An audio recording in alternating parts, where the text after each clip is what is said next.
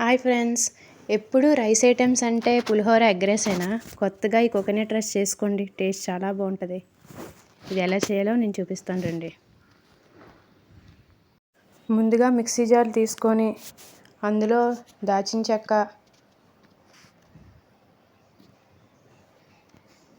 4 యాలకులు, కొన్ని లవంగ ముగ్గలు వేసి మిక్సీ జార్లో మిక్సీ కొట్టాలి. తర్వాత స్టవ్ వెలిగించుకొని దానిపైన మట్టి పాత్ర పెట్టి 4 స్పూన్లు నెయ్యి వేసుకోవాలి. ఏంటి మట్టి పాత్ర పెట్టిందని చూస్తున్నారా? మట్టి పాత్ర అయితే టేస్ట్ బాగుంటుందని మట్టి పాత్రలో వండుతున్నాం. మామూలుగా వండేదానికంటే ఇందులో వేస్తే కొంచెం టేస్ట్ బాగుంటుంది.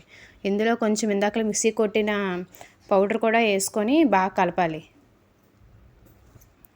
తర్వాత 1.5 బియ్యం రైస్ వేసుకోవాలి. మనం క్వాంటిటీ చూసుకొని వేసుకోవాలి.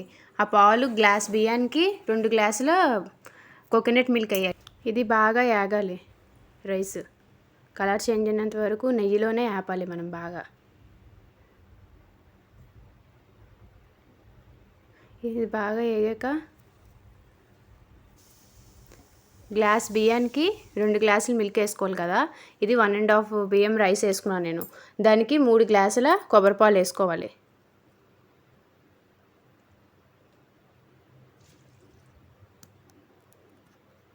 చూసారు కదా ఎలా ఉందో. దీంట్లో కొంచెం సాల్ట్, కొంచెం షుగరు, 1 టేబుల్ స్పూన్ షుగర్ వేస్తే సరిపోద్ది. వేసిన తర్వాత మనం మూత పెట్టుకొని అది ఉడికిన దాకా చూసుకోవాలి. ఒక 5 మినిట్స్ 10 మినిట్స్ అయ్యాక మళ్ళీ ఓపెన్ చేసి చూస్తే రైస్ కంప్లీట్ అయిపోద్ది.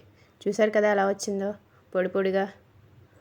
చాలా టేస్టీగా ఉంటుంది. ఇలా ట్రై చేసి చూడండి మీరు కూడా. ఇంతే, కొబ్బరన్నం రెడీ అయిపోయింది.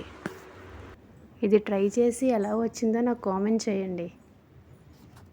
ఈ కొబ్బరన్నంలో మనం బంగాళదుంప కుర్మాతో తిన్నా బాగుంటుంది, చికెన్తో తిన్నా చాలా బాగుంటుంది.